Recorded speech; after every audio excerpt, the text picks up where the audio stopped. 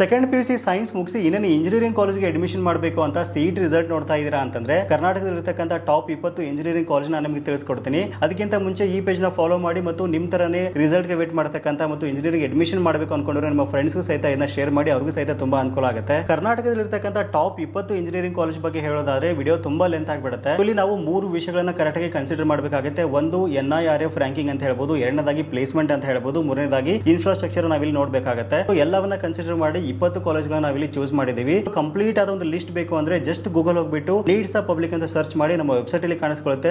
Search bar ನಲ್ಲಿ ಕನ್ನಡದಲ್ಲಿ PUC ಅಂತ ಟೈಪ್ ಮಾಡಿದ್ರೆ ಸಾಕು, ಒಂದು ಒಳ್ಳೆ ಆರ್ಟಿಕಲ್ ನಿಮ್ಗೆ ಕಾಣಿಸ್ಕೊಳ್ಳುತ್ತೆ. ಈ ಆರ್ಟಿಕಲ್ ಓಪನ್ ಮಾಡ್ಕೊಂಡ್ರಿ ಅಂತಂದ್ರೆ ನೋಡ್ತಾ ಇದ್ರೆ 20 ಕಾಲೇಜ್ ಬಗ್ಗೆ ನೀಟಾಗಿ ಒಂದು ಆರ್ಟಿಕಲ್ ಬರೆದಿದ್ವಿ. ನೀಟಾಗಿ ಎಲ್ಲ ಓದ್ಕೊಂಡ ನಂತರ ನಿಮಗೆ ಬೇಕಾದ ಕಾಲೇಜ್ ನೀವು ಚೂಸ್ ಮಾಡ್ಕೋಬಹುದು. ಇನ್ ಕೇಸ್ ಈ ಒಂದು ಲಿಸ್ಟ್ ನಲ್ಲಿ ಯಾವ್ದಾದ್ರು ಕಾಲೇಜ್ ಮಿಸ್ ಆಗಿತ್ತು ಅಂತಂದ್ರೆ ಕಮೆಂಟ್ ಸೆಕ್ಷನ್ ಅಲ್ಲಿ ಬರೀರಿ, ಅದು ತುಂಬಾ ಜನರಿಗೆ ಅನುಕೂಲ ಆಗುತ್ತೆ. ಮತ್ತು ನಿಮ್ ತರನೇ PUC ರಿಸಲ್ಟ್ ಆಗಿ ಒಂದು CET ರಿಸಲ್ಟ್ ಗೆ ವೇಟ್ ಮಾಡ್ತಕ್ಕಂಥ ನಿಮ್ಮ ಫ್ರೆಂಡ್ಸ್ ಗೆ ಈ ರೀಲ್ಸ್ ನ ಶೇರ್ ಮಾಡಿ, ಅವು ಸಹಿತ ಅನುಕೂಲ ಆಗುತ್ತೆ. ಇದೇ ರೀತಿ ಯೂಸ್ಫುಲ್ ಇನ್ಫಾರ್ಮೇಶನ್ ನಮ್ಮ ಪೇಜ್ ನ ಫಾಲೋ ಮಾಡ್ಕೊಳ್ಳಿ.